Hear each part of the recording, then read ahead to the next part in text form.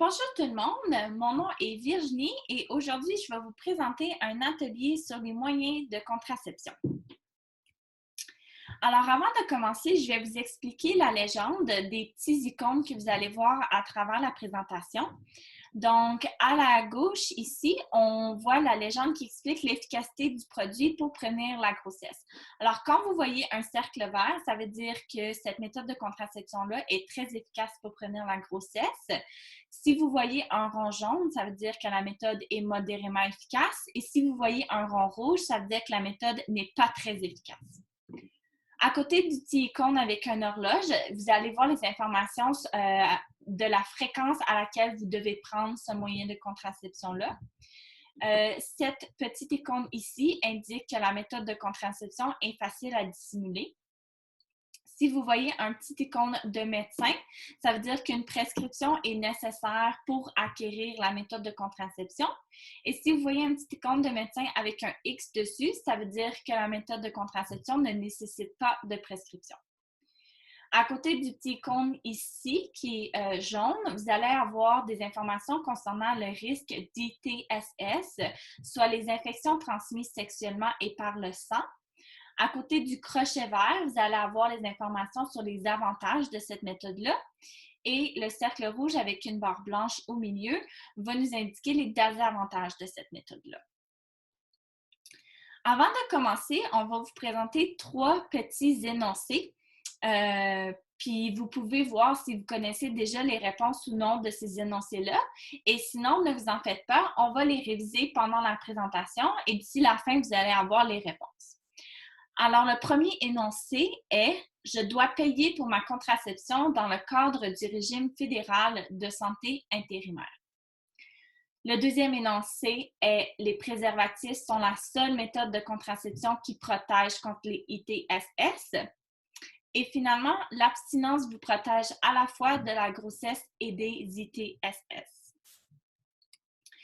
Donc, en premier lieu, nous allons regarder les méthodes de contraception qui sont dites naturelles.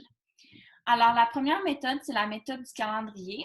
Alors, pour ça, la femme va calculer le moment le plus probable dans le mois durant lequel elle va ovuler. Et elle va se garder du jeu, mettons comme 4 jours avant l'ovulation, la journée d'ovulation et 3 jours après l'ovulation.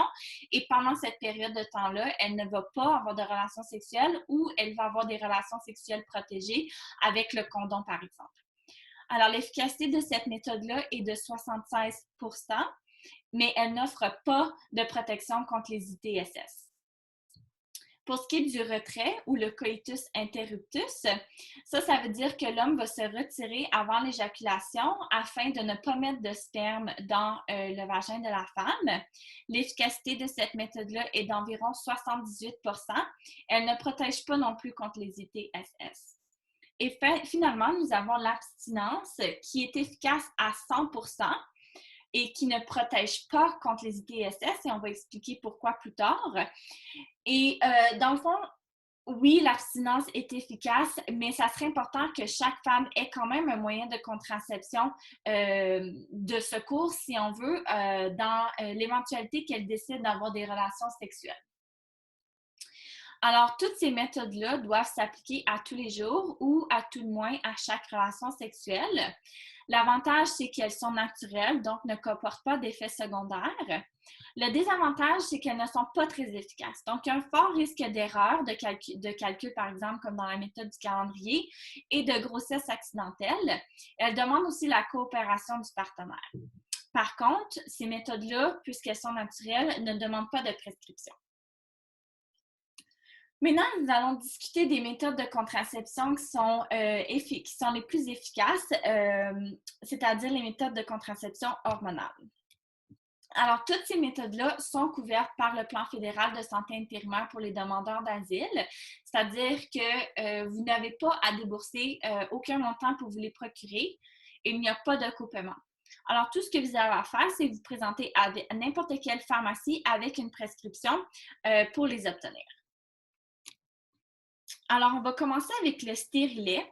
Donc, le stérilet, c'est tout petit et c'est inséré par le médecin à travers le col de l'utérus pour finalement atterrir dans l'utérus. C'est une méthode qui est très efficace, donc qui protège contre les grossesses dans 99,8% du temps. Par contre, le stérilet ne protège pas contre les ITSS. Le stérilet doit être changé une fois à tous les 3 à 6 ans et il est plutôt facile à dissimuler. Pour ce qui est des avantages, c'est que vous pouvez enlever le stérilet à n'importe quel moment sans avoir aucun impact sur la fertilité. Pendant que vous portez le stérilet, vos règles puissent être fortement réduites. Elle ne va pas causer d'effets importants sur la santé non plus. Et ce qui est le fun du stérilet, c'est que vous avez seulement à y penser une fois aux 3 à 6 ans. Alors, ce n'est pas très demandant de vous rappeler d'utiliser votre méthode de contraception. Le désavantage, c'est que l'insertion peut être plutôt inconfortable et puisque c'est une méthode de contraception qui est hormonale, vous allez probablement avoir des effets secondaires. Comment ça marche pour se procurer un stérilet? C'est que vous avez un premier rendez-vous avec le médecin. Pendant ce rendez-vous-là, il va vous écrire une prescription. Par la suite, vous devez vous présenter à la pharmacie pour obtenir le stérilet et ensuite retourner chez le médecin pour qu'il puisse l'insérer. Alors, juste je veux comme défaire quelques mythes qu'on entend souvent à propos du stérilet. Le premier étant que votre partenaire peut toujours sentir le stérilet lors des relations sexuelles. Alors oui, c'est possible et si c'est le cas et si c'est un problème, vous pouvez toujours retourner chez votre médecin puis il va couper les petites cordes qui dépassent afin de prévenir votre partenaire de sentir le stérilet pendant les relations sexuelles. Aussi, il y a des gens qui pensent qu'il y a juste les femmes qui ont déjà été enceintes qui peuvent utiliser le stérilet. Ce n'est pas vrai. Alors, n'importe quelle femme peut les utiliser, peu importe si elles ont été enceintes ou pas. Le niveau d'hormones qui est dans le stérilet est moindre que les niveaux d'hormones qui est dans la pilule contraceptive, par exemple. Et finalement, les stérilets ne causent pas d'avortement spontané. Alors, ce qu'ils font, c'est qu'ils préviennent le sperme d'entrer dans l'ovule de la femme. Ensuite, la deuxième méthode de contraception est l'injection, soit le Depo-Provera.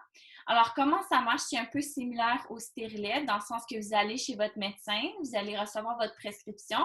Ensuite, vous allez à la pharmacie pour chercher votre injection et vous retournez au bureau du médecin pour qu'il puisse vous donner l'injection. Alors, l'efficacité est plutôt bonne, donc environ 94%. Et par contre, le Depo-Provera ne protège pas contre les ITSS. Vous devez retourner chez votre médecin une fois à tous les 3 mois afin de recevoir une nouvelle injection. Et puisque c'est simplement une injection, c'est un moyen de contraception qui est très facile à dissimuler. Quelques avantages, vos menstruations vont être plus courtes et plus légères et vous avez besoin d'y penser qu'une fois aux 3 mois. Par contre, même si c'est juste une fois aux 3 mois, c'est important de s'en souvenir et d'y aller et de booker un rendez-vous parce que sinon, l'injection n'est pas efficace pour prévenir les grossesses. Et puisque c'est une méthode de contraception hormonale, vous allez aussi subir quelques effets secondaires. Alors, il y en a qui pensent qu'ils vont perdre beaucoup de cheveux lorsqu'ils utilisent le Depo-Provera. Et il y a des études qui démontrent qu'en effet, une femme sur 5 remarque qu'elle perd plus de cheveux qu'à l'habitude. Cependant, ça reste quand même un nombre, comme une quantité plutôt minime de cheveux qui sont perdus. Par la suite, nous allons discuter de la NuvaRing, du timbre et de la pilule contraceptive. Alors, pour ce qui est de l'anneau, c'est un anneau flexible qui contient de l'estrogène et de la progestérone qui est inséré dans le vagin. Alors, vous gardez une anneau pendant 3 semaines et pour la 4e semaine, vous enlevez l'anneau et pendant ce temps-là, vous allez avoir vos menstruations. À chaque mois, vous allez insérer un nouvel anneau. Ensuite, vous avez le timbre. Donc, le timbre, vous le collez sur votre peau et il va relâcher de l'estrogène et de la progestérone dans votre corps. Vous changez le timbre à chaque semaine. Vous faites ça pendant 3 semaines. Et pour ce qui est de la 4e semaine, vous ne portez pas le timbre et pendant ce temps-là, vous allez avoir vos menstruations. Et finalement, on a la pilule contraceptive. Alors, la pilule contraceptive, elle contient de l'estrogène et de la progestérone, mais il y a aussi des versions qui ne contiennent que de la progestérone. Vous prenez une pilule à chaque jour pendant 3 semaines et pour ce qui est de la 4e semaine, vous ne prenez pas la pilule et ça va vous donner vos menstruations. Soit que aussi, c'est important de mentionner que des fois, le paquet de pilules va venir avec une rangée de pilules de sucre si vous voulez juste garder l'habitude de la prendre, mais ce n'est que du sucre pour la 4e semaine, donc vous allez tout de même avoir vos menstruations. Et aussi, il faut se rappeler de prendre la pilule à la même heure à tous les jours afin de bien maximiser l'efficacité. Parlant de maximiser l'efficacité, pour ce qui est du timbre, si vous allez l'utiliser pour une période prolongée, c'est important de changer l'endroit sur le corps où est-ce que vous collez le timbre. Alors, par exemple, vous pouvez commencer sur le bras, ensuite le mettre sur l'estomac, ensuite sur les fesses, ensuite sur l'épaule et vous recommencez la rotation. Alors, tous ces moyens de contraception-là sont modérément faciles à dissimuler, juste parce que vous allez tout de même avoir une anneau, un timbre où vous allez devoir transporter la pilule, mais c'est tout de même facile à dissimuler. Si vous les utilisez correctement, ils ont tous une efficacité d'environ 91%. Les avantages, c'est qu'ils puissent réduire le niveau de menstruation et atténuer les symptômes prémenstruels. Par contre, quelques désavantages, c'est qu'il faut se souvenir plus souvent de les prendre ou de les changer.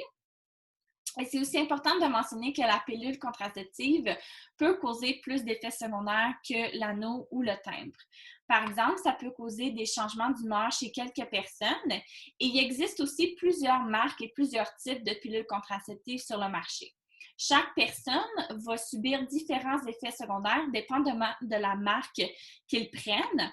Alors, ça se peut que vous devez essayer comme 2-3 sortes de pilules avant de trouver celle qui vous convient le mieux. De plus, aucune de ces méthodes-là peut vous protéger contre les infections transmises sexuellement ou par le sang et vous allez avoir besoin d'une prescription pour vous procurer l'anneau, le timbre et la pilule. Une autre méthode de contraception que l'on voulait discuter aujourd'hui, c'est le condom avec une efficacité de 72%. Alors, le condom agit comme une barrière pour prévenir le sperme d'entrer dans le vagin de la femme. Alors, le condom doit être utilisé à chaque relation sexuelle et pour chaque relation, vous devez utiliser un nouveau condom. Alors, le gros avantage des condoms, c'est qu'il protège contre les ITSS. En fait, il est le seul moyen de contraception qui permet d'assurer une protection contre les ITSS. Il est aussi abordable et facile à obtenir. Par contre, vous allez avoir besoin de la coopération de votre partenaire pour l'utiliser. Ça demande aussi un peu un effort et une bonne technique pour s'assurer qu'il soit efficace. Et vous allez avoir besoin d'un nouveau condom à chaque relation sexuelle. Le condom est vendu à plusieurs endroits. Vous n'avez pas besoin de prescription. Vous pouvez l'obtenir des pharmacies, des épiceries et des stations d'essence. Et parfois, vous pouvez même l'obtenir gratuitement dans certaines organisations de la santé. Alors maintenant, nous allons répondre aux questions du quiz comme vous êtes présenté au début de la présentation. Alors, le premier énoncé était « Je dois payer pour ma contraception dans le cadre du régime fédéral de santé intérimaire ». Alors, vous savez maintenant que toutes les méthodes de contraception hormonale qui ont été décrites dans cette présentation sont couvertes. La seule méthode de contraception qui n'est pas couverte, c'est les condoms. Alors, le deuxième énoncé, les préservatifs sont la seule méthode contraceptive qui protège contre les ITSS. Et nous venons juste d'en parler. Et oui, en effet, cet énoncé est vrai. Les condoms sont la seule méthode de contraception qui va vous offrir une protection contre les ITSS. Et finalement, l'abstinence vous protège à la fois de la grossesse et des ITSS. Alors, techniquement, oui, c'est vrai. Si vous vous abstenez de toutes les formes de relations sexuelles, ça vous protège contre les grossesses et les ITSS. Par contre, il existe plusieurs façons d'avoir des relations sexuelles, entre autres le sexe vaginal, le sexe oral et le sexe anal. Seul le sexe vaginal peut causer une grossesse, mais toutes les formes de relations sexuelles peuvent vous exposer à une infection transmise sexuellement ou par le sang. C'est pour ça qu'on recommande fortement de porter un préservatif pour vous protéger des infections pendant toutes les formes de rapports sexuels. Finalement, le dernier sujet d'aujourd'hui, c'est la contraception d'urgence, aussi communément appelée le plan B ou LA1. Alors, pour vous expliquer vite comment ça fonctionne, premièrement, avec plan B, vous pouvez l'obtenir avec ou sans prescription. Alors, ce que ça veut dire, c'est que soit vous pouvez aller voir votre médecin avant qui va vous écrire une prescription, ensuite vous allez à la pharmacie et la pharmacie vous donne plan B. La deuxième façon d'obtenir plan B, c'est de se rendre directement à la pharmacie sans prescription. Le pharmacien va vous donner plan B, mais dans ce cas-ci, il va vous charger un frais de consultation qui varie de 10 à 30 dépendamment de la pharmacie. La raison pour laquelle vous avez un frais de consultation, c'est juste qu'il faut que le pharmacien passe quelques temps avec vous et ce frais de consultation-là, si vous avez une prescription, est déjà inclus dans le coût de la prescription, alors vous n'avez pas besoin de le payer à la pharmacie.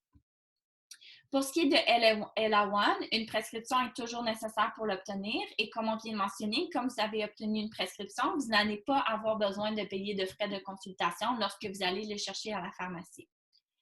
Par contre, c'est important de mentionner que peu importe ce que vous décidez de faire, alors d'aller chercher votre méthode de contraception d'urgence avec ou sans prescription, le coût du médicament en tant que tel est couvert par la Croix-Bleue. Donc, vous n'avez pas besoin de débourser d'argent pour payer le médicament. Le seul déboursement que vous aurez besoin de faire, c'est un frais de consultation si jamais vous décidez d'obtenir votre contraception d'urgence sans prescription. Alors, vous pouvez prendre la contraception d'urgence jusqu'à 5 jours après avoir eu des relations sexuelles non protégées. Par contre, c'est important de mentionner que certaines marques de contraception d'urgence vont mieux fonctionner si vous les prenez dans les premiers 72 heures après avoir eu des relations sexuelles non protégées. Alors, cette méthode de contraception-là est facile à prendre. Vous avez juste à suivre les instructions qui vous ont été fournies par votre pharmaciste ou par votre médecin. Et comme on vient de le mentionner, ça ne nécessite pas toujours de prescription. Finalement, j'aimerais juste dire que si vous décidez d'utiliser la contraception d'urgence, vous pouvez avoir quelques effets secondaires désagréables, comme des nausées et des vomissements, mais aussi des maux de tête, des saignements irréguliers et des seins douloureux. Alors, c'est tout pour aujourd'hui. J'espère que vous avez bien appris et merci beaucoup d'avoir écouté l'atelier sur la contraception.